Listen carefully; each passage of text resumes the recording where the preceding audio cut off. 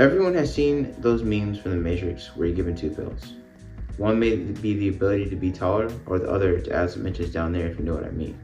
But ideally, we want it all. But in reality, you can't have it all, especially when it comes to training. And here's why. All right, so first off, let me get something straight. Hybrid training isn't something new. People have been doing it for ages, but now it just has a label due to fitness influencers marketing it to receive attention. I promise you that all of you have done hybrid training before. All right, so all that hybrid training is the ability to focus on different attributes so that they complement one another, such as running, weightlifting, calisthenics, etc. Take, for example, gymnastics. This is a form of hybrid training because you have the skill portion where you're flipping, which is a form of cardio. Then you have the strength portion, and finally have the flexibility at the end of the routine. I guarantee you all of you guys have done hybrid training before. You're basically just trying to get the best of both worlds, but you can't eat your cake and have it too. This isn't a Nick Avocado video. All right, so there's this quote from Bruce Lee that I think of when I think of hybrid training. And that's, I fear not the man who practices 10,000 dumbbell variations once, I fear the man who does one curling variation 10,000 times. Basically saying that being an expert at one thing is a lot better than being an expert at multiple things.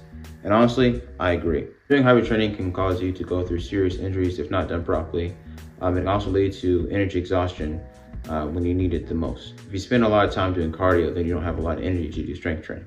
All right, so when people start hybrid training, lots of the time they don't take into account their fitness level in correlation with what they're trying to do. This can lead to serious injury because they might be doing too much volume. For example, if you're strength training but we want to start running, you shouldn't be adding in multiple sessions of running per week because you're new to it. Fitness is just a product of fatigue, and too much fitness can do more damage than good. So in the beginning of hybrid training, it's best to just take things slow at first and gradually increase the intensity throughout time, especially when you're just new to working out. If you are experiencing plateau when doing hybrid training, you can either reduce the volume or cut out the exercise altogether. And if that doesn't work, that just means that you need to increase the intensity. So I'm not saying don't do hybrid training, but if done incorrectly, it can stagnate or hurt your results. And I know you may see a lot of jacked athletes online, such as Nick Berry, who are super jacked and seem to have it all. That's because they're top 10% of athletes on Instagram. There's a reason why they're on your feed, because people who do hybrid training and aren't at their level aren't as extraordinary, so they're not going to show them on your feed. So if you're okay with being mediocre at different attributes of training, or if you've watched my hybrid training video and you know exactly what to do to help you become the best hybrid athlete out there, then you're Gucci.